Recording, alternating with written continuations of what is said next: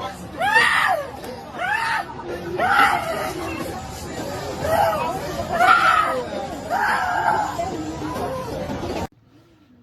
اللہ الرحمن الرحیم.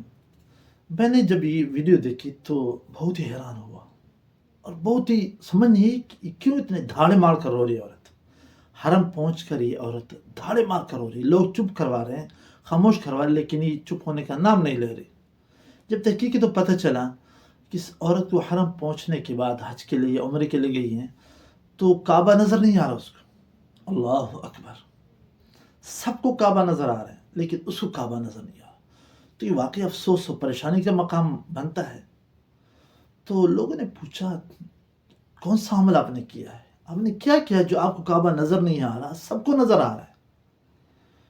تو اس نے کچھ اپنے بارے میں بتایا اور جو میں نے بتایا، بہرحال قصہ سچا بھی ہو سکتا ہے، جھوٹا بھی ہو سکتا ہے، لیکن اس قصے سے میں جو سبق ملتا ہے نا وہ بڑا اہم ہے اور بڑا خاص ہے.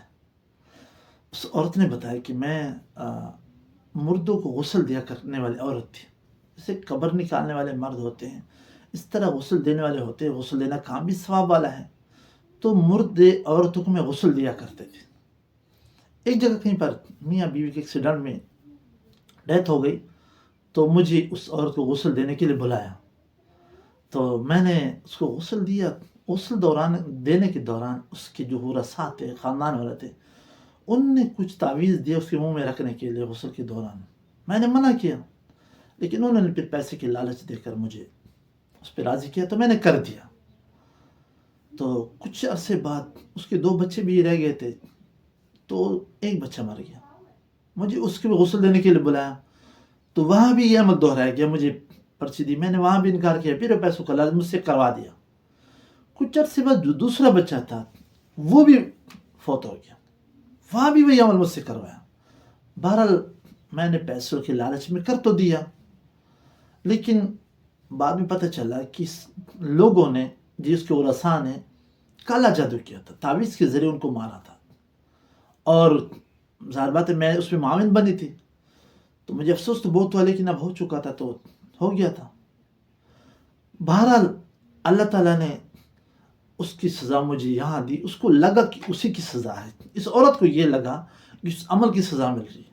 بہرحال میرے بھائی اور بہنوں، آدمی جب اللہ تعالیٰ کسی ایسا کام کرتا ہے جو اللہ کے غضب کو دعوت دینے والا ہوتا ہے تو یہ ضروری نہیں ہے کہ اللہ اس کی سزا خاص صورت میں دے. جیسے اس عورت کو اس صورت میں ملا. اگر اللہ نے دولت دی ہے اور سالوں سال گزر گئے کبھی حج کی توفیق نہیں ملی تو یہ بھی کسی گناہ کی مار ہے. اگر سالوں سال گزرے کبھی صبح کی نماز جماعت سے پڑھنے کی توفیق نہیں ملی تو یہ بھی کسی گناہ کی مار ہے، اسی کی سزا مل رہی ہے. سالوں سال گزرے کبھی تہجد میں اللہ سے مانگنے کی، اللہ کے سامنے کو آنسو بہانے کی توفیق نہیں ملی. ہم نے کبھی سوچا ہے کون سی گناہ کی مار ہے؟ تو یہ ضروری نہیں ہے کہ اللہ کا غضب والا کام کرے تو اس شخص کو پھر کعبہ نظر نہ آئے، بلکہ یہ بھی سارے اللہ کی ناراضگی اور اللہ کی مار والی صورتیں ہیں. نیک عمل کا چن جانا، نیک لوگوں کا برا لگنا، مسجد سے دور ہو جانا، اچھے اچھے اعمال سے دور ہو جانا، یہ اللہ بھی کی مار ہے. البتہ کبھی کبھار اللہ تعالیٰ اس طرح بھی دکھا دیتا ہے دوسرے لوگوں کی عبرت کے لیے.